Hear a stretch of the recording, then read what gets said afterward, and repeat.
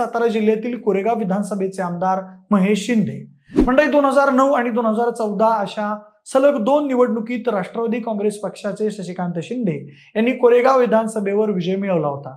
पण 2015 पासून कोरेगावच्या राजकारणात ऍक्टिव्ह झालेल्या महेश शिंदे यांनी 2019च्या निवडणुकीत सगळ्यांना धक्का देत शशिकांत शिंदेंचा धक्कादायकरित्या पराभव केला। जिहे कटापूर वसना वांगणा प्रकल्पावरून त्यांनी जलनायक अशी पदवी मिळवली।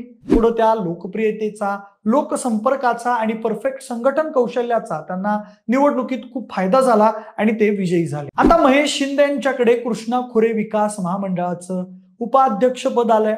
अर्थात त्यांच्या माध्यमातून कोरेगाव विधानसभा मतदारसंघात कोट्यवधींची कामं खेचून आणली गेली असा त्यांच्या कार्यकर्त्यांचा दावा आहे।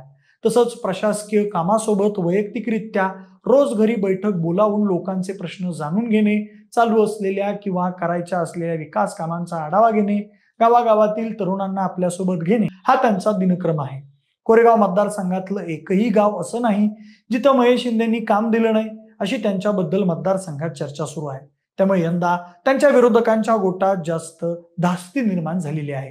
विशेष म्हणजे त्यांचे विरोधक असलेले शशिकांत शिंदे यांच्याकडून संघटन पातळीवर काही विशेष काम झालेलं पाहायला मिळत नाहीये। परिणामी या जोरावर ते यंदा पुन्हा एकदा आमदार होतील असं राजकीय जाणकारांचं मत